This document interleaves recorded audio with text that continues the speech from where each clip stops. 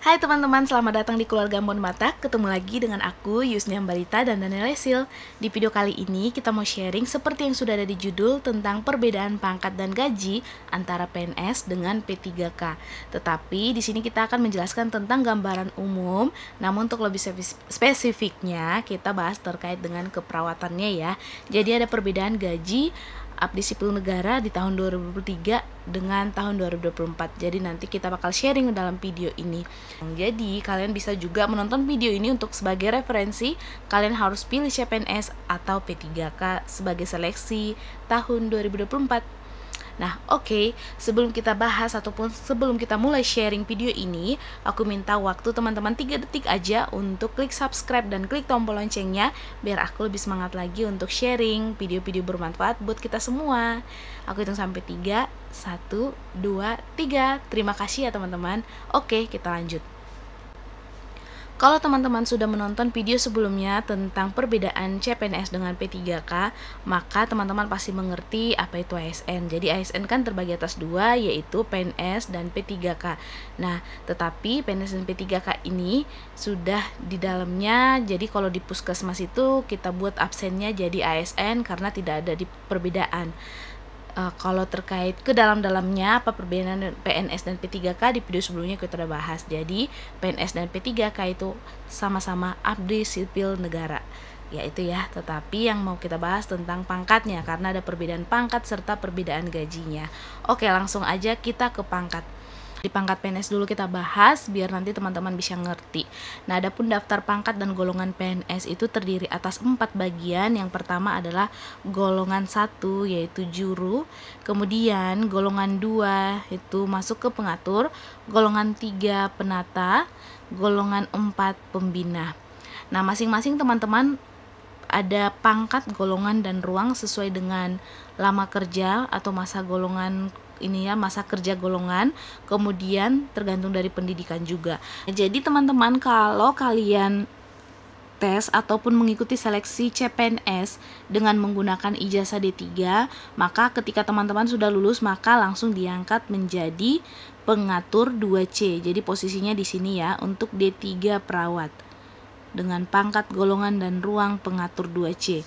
Kalau teman-teman adalah dengan tamatan pendidikan sarjana, misalnya sarjana kesehatan masyarakat, sarjana kesehatan gizi, ya ada kan SKM gizi, sarjana kesehatan gizi, epidemiologi, sarjana kesehatan lingkungan, dan segala macam yang sarjana bukan profesi, langsung diangkat dengan pangkat golongan ruang penata muda 3A di sini. Tetapi saat tahun 2019 kita tes CPNS untuk di daerah kita ya, dengan profesi nurse itu juga masih masuk di penata muda 3A pengangkatannya. Tetapi sejak tahun 2022 pengangkatan CPNS bagi profesi nurse sudah langsung masuk ke penata muda tingkat 1 3B. Jadi sudah sama seperti profesi yang lain. Jadi kalau profesi apoteker, dokter itu dari tahun 2019 atau tahun-tahun sebelumnya, tetapi yang saya tahu yang dari angkatan kita ya, itu mereka sudah langsung 3B, hanya nurse yang belum 3B saat itu. Nah, tetapi beruntunglah di tahun 2022 untuk daerah kita langsung profesi nurse itu diangkat penata muda tingkat 1 3B begitu. Jadi dari kepangkatan ini juga dan masa kerja ini menentukan gaji juga ya teman-teman. Sudah pasti berbeda gaji penata muda 3A dengan penata muda tingkat 1 3B gitu. Nanti kita bakal sharing terkait dengan penggajiannya. Kemudian untuk pangkat P3K, jadi untuk golongan gaji pegawai pemerintah dengan perjanjian kerja yang diangkat dalam jabatan fungsional ini berbeda dengan PNS ataupun CPNS. Di mana untuk CPNS ataupun PNS tadi kepangkatannya ada 4, juru, pengatur, penata, dan pembina. Untuk P3K sendiri tidak menggunakan pangkat dan ruang, tetapi langsung ke golongan. Nah, untuk teman-teman dengan menggunakan ijazah D3 untuk mengikuti seleksi P3K, maka teman-teman masuk dengan jenjang jabatan fungsional terampil. Jadi perawat terampil, bidan terampil, begitu. Nah, untuk golongannya teman-teman masuk ke golongan 7 di sini ya, teman-teman. Bukan golongan 6. Jadi teman-teman masuknya ke golongan 7. Nah, untuk teman-teman D3 perawat bidan, perawat terampil, perawat gizi, ahli gizi begitu. Jadi semua yang D3 masuknya ke golongan 7. Lalu kemudian untuk yang tamatan sarjana, ketika lulus P3K maka masuk ke pengangkatan jenjang fungsional ahli pertama tetapi dengan golongan 9. Di sini teman-teman golongannya. Untuk yang sarjana kesehatan masyarakat, sarjana kesehatan lingkungan, sarjana kesehatan masyarakat AKK, pokoknya yang sarjana-sarjana masuk ke ahli pertama dengan golongan 9. Tetapi yang untuk jenjang profesi, dokter, apoteker, profesi nurse masuk ke golongan 10 di sini ya teman-teman. Nah, jadi ada perbedaan golongan. Kalau dari golongan ini tinggi banget ya dibanding PNS. PNS sampai golongan 4 tuh untuk yang tertinggi. Tetapi kalau P3K ini golongan 7, golongan 9, golongan 10. Pokoknya dimulai dari golongan 5 gitu ya teman-teman. Nah, dari golongan ini juga membedakan gaji teman-teman. Apakah semakin besar golongannya semakin tinggi gajinya? Nanti kita sharing di video-video selanjutnya atau di slide selanjutnya. Kemudian untuk regulasi daripada penggajian P3K ataupun PPPK ini teman-teman diatur dalam Regulasi Peraturan Presiden Republik Indonesia Nomor 11 Tahun 2024 tentang perubahan atas Peraturan Presiden Nomor 98 Tahun 2020 tentang gaji dan tunjangan pegawai pemerintah dengan perjanjian kerja. Jadi ini karena ada kenaikan gaji di tahun 2024 adalah perubahan perundang-undangan ataupun regulasinya. Untuk lebih detail teman-teman P3K ataupun teman-teman yang mau mengikuti seleksi bisa melihat penggajian di di Peraturan Presiden Republik Indonesia Nomor 11 Tahun 2004 ya, tentang perubahan atas Peraturan Presiden Nomor 98. Bisa lebih detail untuk melihat gaji dan tunjangan P3K. Nah, di sini kita nggak usah bahas ya tentang penggajian P3K untuk golongan 1, golongan 2, 3, dan 4 karena kita membahas tentang D3 dan profesi nurse. Jadi antara golongan 9, 10, dan golongan 7 gitu ya yang kita bahas. Nah, kita masuk langsung ke golongan 7. Nah, teman-teman, apabila teman-teman menggunakan ijazah D3 untuk seleksi P3K, maka tadi ya masuknya ke golongan 7. Di sini teman-teman posisinya. Nah, bagaimana dengan gajinya? Apa sih MKG ini? Ini masa kerja golongan. Jadi kalau pertama kali teman-teman diangkat menjadi P3K, maka gaji pokok yang teman-teman terima adalah 2.858.800. Nah, ini untuk pertama kali diangkat menjadi P3K. Nah, berbeda dengan CPNS. Kalau CPNS itu mereka tidak menerima langsung gaji pokok, tetapi 80% dari gaji pokok yang bakal diterima selama menjadi CPNS, kurang lebih 1 tahun. Nah, untuk P3K pertama kali mereka digaji maka menerima 2.858.800. Nanti 2 tahun kemudian ada namanya pengurusan SK berkala. Nah, nanti berkalanya berarti naik lagi menjadi 2.948.800. 2 tahun kemudian naik lagi, begitu ya. Pokoknya naiknya per 2 tahun, asal teman-teman rajin mengurus berkalanya. Kalau nggak diperpanjang kontrak kerjanya ya mungkin nggak akan bisa naik pengurusan gaji lagi, tapi mudah-mudahan diperpanjang terus ya teman-teman. Nah, kemudian karena memang tidak ada naik pangkat, berbeda dengan PNS. Kalau naik pangkat, PNS-nya naik pangkat maka beralih lagi, maka naik lagi gajinya. Tetapi ada juga namanya tentang berkala untuk untuk PNS. Oke, kita masuk ke golongan 9. Itu untuk golongan 7 ya. Jadi sampai batasannya di sini. Untuk kisaran gaji golongan 7 itu adalah dimulai dari 2.858.800 sampai dengan 4.551.800. Ini gaji pokok ya, bukan ikut tunjangan fungsional dan tunjangan-tunjangan lainnya.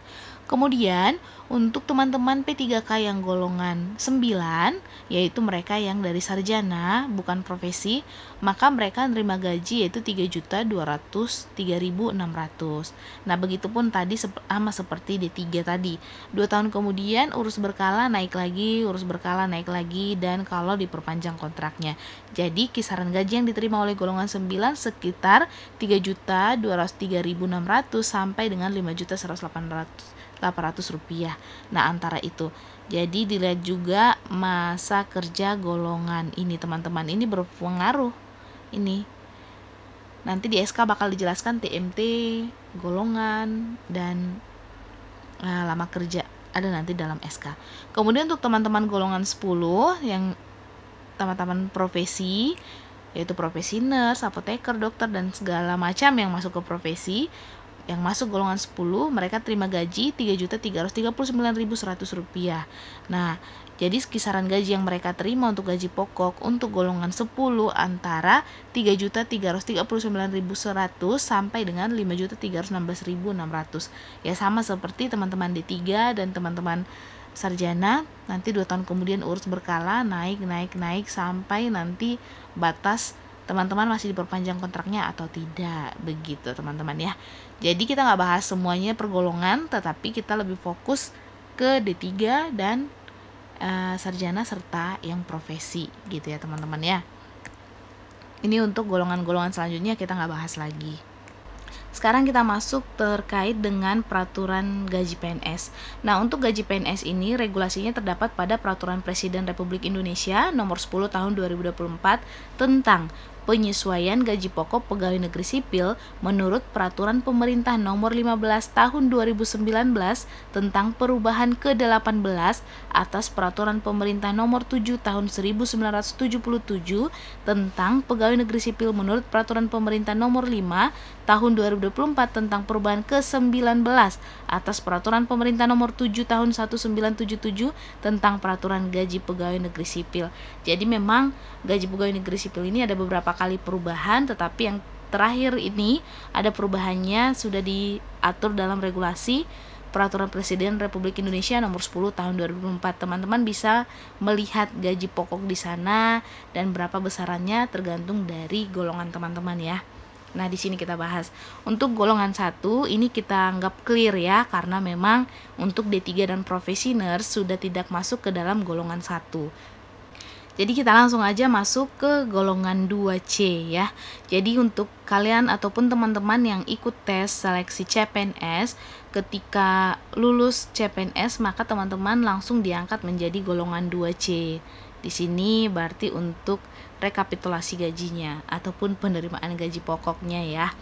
Nah, untuk golongan 2C kalau teman-teman sudah jadi PNS, jadi dulu ataupun tahun 2023 dan tahun-tahun sebelumnya gaji PNS itu masih 2.301.800. Nah, sejak tahun 2024 ini adanya perubahan peraturan perundang-undangan, adanya kenaikan gaji, maka sekarang sudah naik menjadi 2.485.900. Nah, ini kalau teman-teman terima setelah teman-teman PNS bukan CPNS ya teman-teman. Kalau teman-teman baru diangkat, jadi statusnya dalam 1 tahun maksimal ya, itu teman-teman masih CPNS maka menerima gaji bukan gaji full ini teman-teman, tetapi 80% dari gaji ini yang teman-teman terima selama 1 tahun, atau sampai teman-teman dinyatakan lulus menjadi CPNS maka diangkat jadi PNS, ada latsar namanya ya. Jadi kalau CPNS masih terima lahnya 80% dari ini, setelah teman-teman diangkat PNS barulah menerima gaji pokok sebesar ini. Nah, kalau teman-teman lihat apa sih yang diperlombakan oleh PNS ini kok rela sampai ini begini begitu, padahal gaji yang diterima cuma sekecil ini gitu. Mungkin teman-teman berpikir seperti itu.